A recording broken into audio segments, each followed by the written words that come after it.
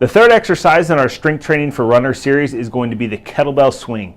This rounds out what I consider to be the big three for runners, the squat, the deadlift, and now the kettlebell swing. If you were pressed for time and could only do a few movements, this would be the three that you would want to perform to help provide the best injury prevention, strength, bang for your buck, overall resiliency, and help you clean up your form and be more efficient when you're running. So these are great movements that we want to make sure that we master before we move on to other ones. But we're going to demonstrate the kettlebell swing today, how it should be performed, how it should be performed safely, things you shouldn't do, and the kind of exercises that it's not. So let's talk about what the kettlebell swing is. It is similar to the squat and the deadlift in that it has a lot to do with the hips and being able to hinge here.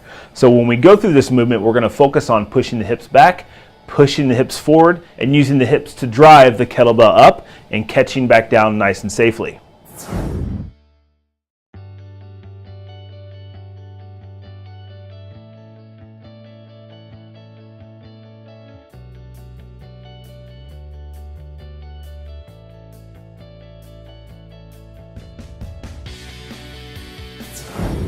What the kettlebell swing is not is an upper body workout where we use a lot of our arms to bring the kettlebell up and control it coming back down. This should be a nice fluid movement that again is controlled by the whole body, specifically the hips being the driver of this movement.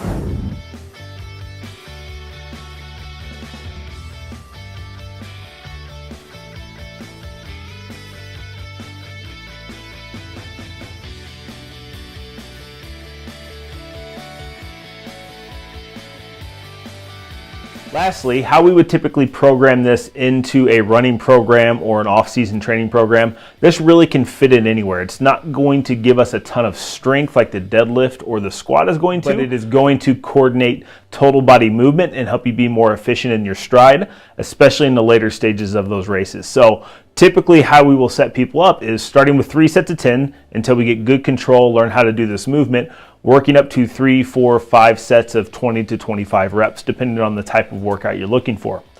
One special thing to note is that if you're doing a lot of cross training and spending some time on the bike in the winter, and we're down in this hunched over position, if you're riding in that arrow position frequently, this is a great exercise to open the hips up after a long ride when you're feeling tight through here. The drive with the kettlebell and pushing the hips forward will actually open those up and be a great exercise to follow up your ride.